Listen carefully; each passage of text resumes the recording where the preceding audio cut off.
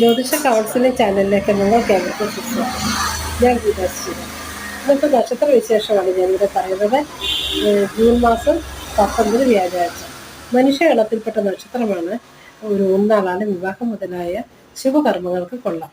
ഈ നക്ഷത്രത്തിന്റെ ദശാനാഥൻ ശനിയാണ്.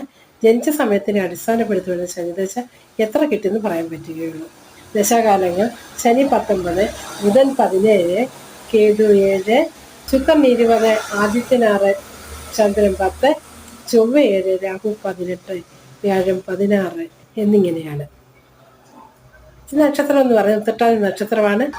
42 നാഴി 56 വിനാഴികയാണ്. അതായത് പകൽ 11 മണി 18 മിനിറ്റ് വരെ ഉണ്ട്.